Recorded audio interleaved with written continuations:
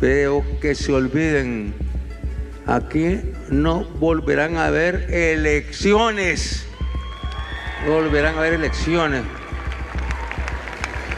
Para que por ahí intenten ellos atrapar el gobierno, atrapar el poder. ¿A partir de qué punto es aceptable vivir en un país en el que las elecciones ya no son necesarias? Hace apenas unos pocos años esa pregunta habría parecido impensable en cualquier país de América Latina. Hoy, Nicaragua vuelve a situarse en el centro de la controversia después de la reciente declaración de Daniel Ortega, en la que asume abiertamente la supresión de las elecciones. Se desplaza a Nicaragua un modelo totalitario. ¿Qué significa esto para millones de nicaragüenses, para la oposición en el exilio y para el futuro democrático de la región? Hoy, en Mirada Semanal, analizaremos cómo Nicaragua ha llegado hasta este punto y por qué este episodio trasciende sus fronteras para convertirse en una advertencia clara para toda América Latina. ¿Golpistas quieren llegar al gobierno? Bueno, que busquen el voto del pueblo. Y ya veremos si el pueblo les va a dar el voto.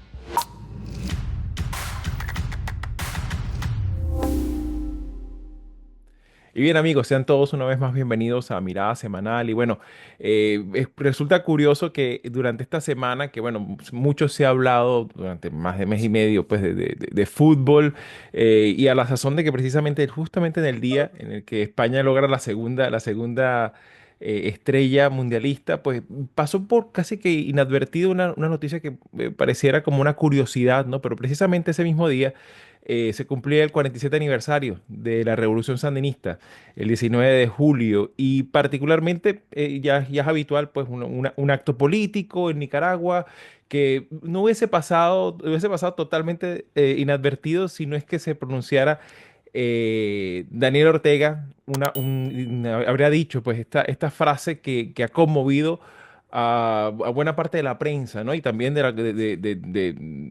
la comunidad política de la región. Y es particularmente esta frase que dice, bueno, aquí no volverá a haber elecciones, que tampoco se habla, ¿no? Sobre particularmente una dictadura que ya lleva tanto tiempo, ¿no? En el poder haciendo de la suya. Me gustaría un poco tu palabra de arranque, Manolo. Adelante. Es cierto, bueno, lo primero, ¿cómo están? Y es cierto lo que estás diciendo, cómo en este mundo, ¿no? En esta esfera de la comunicación se logran opacar temas, ¿no? Y temas y países, ¿no? Y el caso de Nicaragua es uno de ellos, ¿no? Es un caso en el que hay miles de ciudadanos que han sido privados de la nacionalidad estando fuera del país, que por consiguiente no pueden regresar a su país, que fueron expropiados, que fueron expoliados totalmente de su patrimonio en el país, que es gente además de primera línea. Estoy pensando desde luego pues desde un Sergio Ramírez o una Gioconda Belli, por referirme a dos personas importantísimas en el mundo de la cultura. No estoy hablando de la política.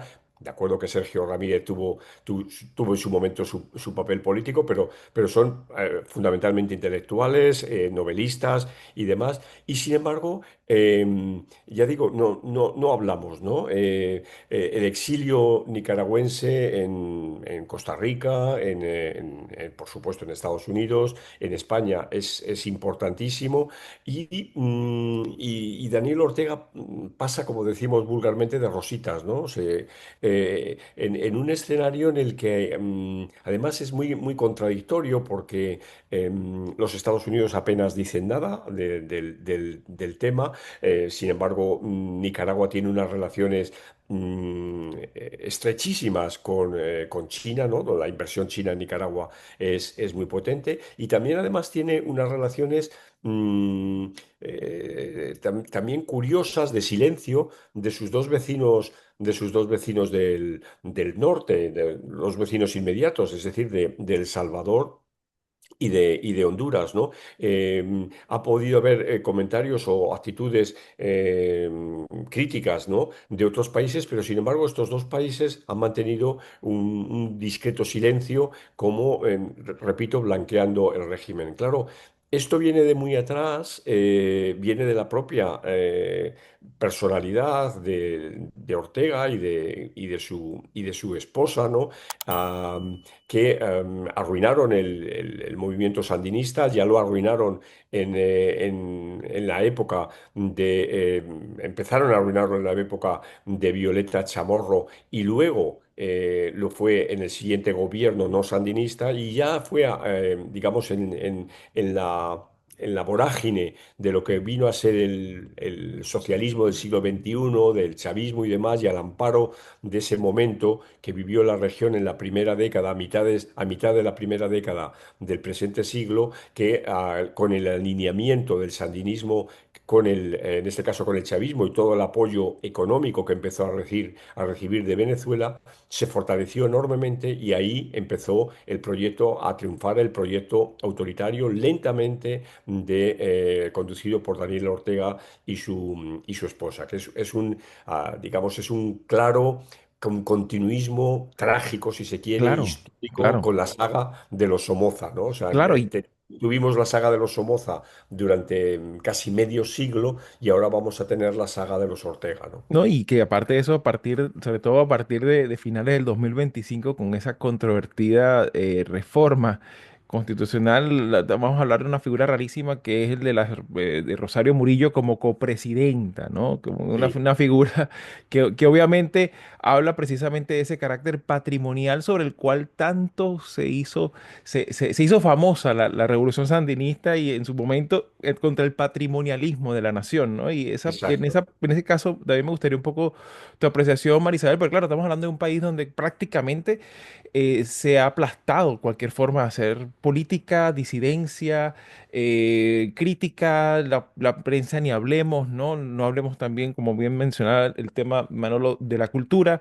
Estamos hablando también de un país que debería presentarse a elecciones el año que viene siguiendo su propia legislación. ¿Cómo miras tú también este comentario en este contexto, ¿no? Tan particular? Bueno, hay varias cosas, ¿no?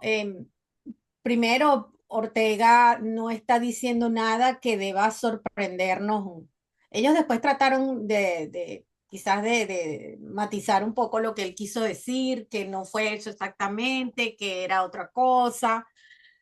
En todo caso, a mí lo que me sorprende es que haya una reacción como esto era inesperado, pero si es que es realmente lo que ha estado haciendo durante los últimos años. Lo que Manolo señala es claramente el régimen de los Ortega de manera incremental ha ido disminuyendo las capacidades de oponerse a su gobierno, con no solamente la expulsión de las figuras más representativas de la oposición, sino de la propia intelectualidad. Manolo mencionó los casos de Sergio Ramírez y de Yoconda Belli, que no son necesariamente fichas de la oposición política, pero se oponen y son críticos al gobierno y fueron despojados de sus bienes. Muchos de los exiliados miembros de la oposición democrática nicaragüense fueron despojados de su nacionalidad. Entonces, eso no está ocurriendo desde hace poco, esto tiene tiempo, es una estrategia clara de aislamiento de Nicaragua para evitar ser objeto, no de sanciones, no, sino de vigilancia y crítica desde el punto de vista institucional. Entonces, realmente lo que Ortega hizo fue quizás dejar claro cuál es la intención de su régimen político y sobre todo un hombre que a los 80 años está pensando en el futuro y quiénes son los que van a heredar ese sistema, ¿no? Represivo y dictatorial. Claro, y que aparte Pero tiene disculpa que te interrumpa, me gustaría hacer una añadidura ahí también, que es que además utiliza algo también, entre muchas otras técnicas terribles, ¿no? De represión, persecución, hostigamiento, el tema de utilizar la patria como un instrumento político de remover la nacionalidad, entregar a la disidencia a su suerte, ¿no? Y precisamente para que no se puedan lanzar, porque la ley no permite las candidaturas de otras nacionalidades, ¿no? claro, pero en este caso ellos no tienen otra nacionalidad porque, por ejemplo, los que fueron Claro. expulsados todavía no tienen otra nacionalidad. Entiendo que les dieron, a los que están en España, les dieron una figura. Sí, sí, sí. De hecho, aquí hicimos un programa en su momento y por aquí lo coloco para nuestra audiencia para que pueda consultar aquella, y Eh, bueno, para que precisamente evidencia de extendida ha sido esta dictadura, ¿no? Con sus Ellos trampas. todavía no tienen otra nacionalidad y los que están aquí en Estados Unidos, que están en proceso de asilo político, muchísimo menos y esperemos que no los vayan a expulsar porque están prácticamente deportando a todos aquellos que tienen asilo introducido. Que este no sea el caso de los nicaragüenses, pero mencionando nada más el caso puntual de los líderes históricos como Dora María Telles. Ella señala que ella no cree que Estados Unidos vaya a intervenir. Básicamente que no estén esperando los nicaragüenses que vaya a haber ayuda de parte de Estados Unidos. Y creo que eso es importante señalarlo porque a diferencia de los casos de Venezuela y de Cuba, Estados Unidos no, más allá de la declaración que dio Rubio, el Departamento de Estado, que esto es terrible, inaceptable, haber hecho esa advertencia, el haber dicho claramente que no va a haber elecciones competitivas o elecciones del todo. Más allá de eso, Estados Unidos no va a ir a profundizar el régimen de sanciones porque hay algo que es lo que a muchos se nos escapa. Esta es una administración transaccional y para ellos es más importante, por ejemplo, que Nicaragua siga recibiendo deportados. Entonces, Claro, si claro. ese intercambio, no vamos a ver ningún avance en ese sentido y creo que Telles está apuntando a eso, ¿no? No estén contando con que Estados Unidos va a entrar y va a sacar a los Ortega. Pero lo que ella dice, creo yo, que es hacia donde quizás pueda verse alguna luz al final del túnel y es que la gente tiene que organizarse, la gente tiene que generar, activar ese músculo social que está muy disminuido por todas no solamente las expulsiones, sino la persecución política que es feroz en Nicaragua. Además de que no hay medios de comunicación que puedan ayudar a articular esos esfuerzos. Pero ella dice que la única manera que haya algún tipo de consenso exterior sobre ayudar a la oposición nicaragüense es justamente que se organicen, porque ese es otro problema que tenemos con Estados Unidos. No hay una relación tan cercana con la oposición democrática nicaragüense de parte del Departamento de Estado y del gobierno de Trump. Entonces, por supuesto, al no haber esa cercanía, es mucho más difícil, ¿no? Y ahí hay que hacer lobby, y eso que Exacto. y está uno de los chamorros muy vinculado al activismo aquí en Estados Unidos. La última vez que lo vi estaba en Notre Dame. Pero tiene que haber una expresión organizada en Nicaragua, es lo que dice Dora María Telles.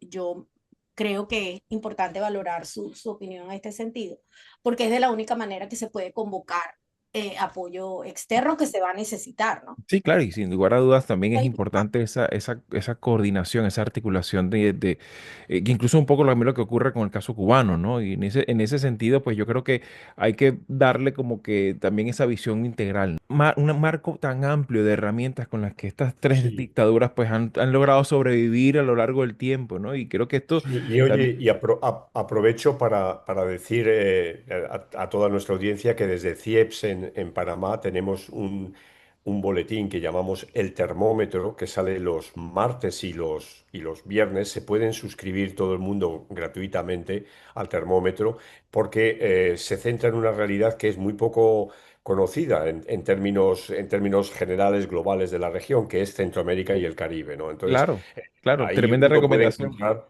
ahí puede encontrar el resumen de noticias que han aparecido en los medios más importantes sobre los países en este caso, de Nicaragua, ¿no? Porque uno a veces dice, bueno, pero ¿dónde leo? ¿Dónde me informo sobre Nicaragua? ¿No? Pues que el termómetro te ayuda a conocer a Nicaragua, pero también a los países vecinos, ¿no? Claro, y también, bueno, a propósito de recomendaciones, pues, y gracias, porque este termómetro, ¿no? Además de Nicaragua, hace un paneo sobre la vida política de Centroamérica y del Caribe de una forma fascinante, ¿no? Y en ese sentido me gustaría también dar como recomendación una novela, a propósito de referirse a estos distintos ángulos que nos ofrecen una visión mucho más enriquecida, ¿no? De lo que ocurre, de la triste realidad que ocurre en Nicaragua.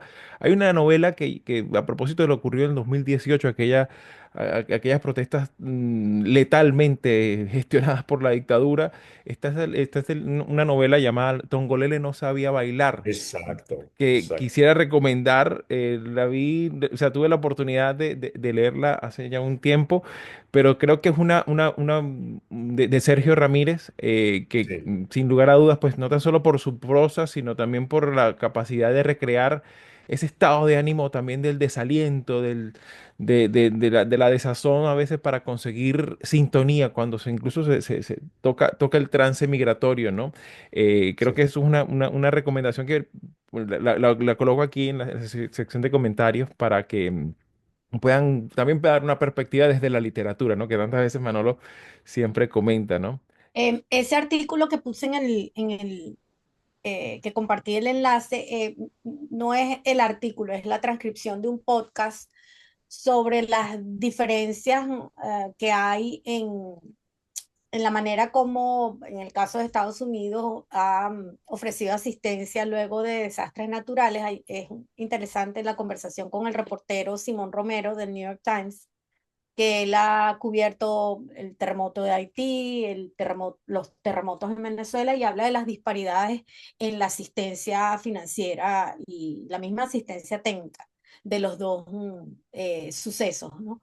Es Interesante. interesante porque, bueno, como siempre, a mí me ha pasado cuando he hecho trabajo sobre Venezuela y la asistencia financiera, la cooperación. Venezuela siempre sale como que excluida porque es un país que se considera que tiene recursos, que tiene riqueza y que no merece el mismo trato de otros países como él. Y te interesan estos temas, puedes ayudarnos a seguir haciendo estos vídeos dándole like, compartiendo, comentando y suscribiéndote al canal de YouTube de Latinoamérica 21. Puedes acceder también a todos nuestros episodios entrando en nuestra página web latinoamerica21.com/podcast y en las principales plataformas de audio. Subimos videos nuevos todas las semanas, así que nos veremos en Mirada Semanal muy pronto.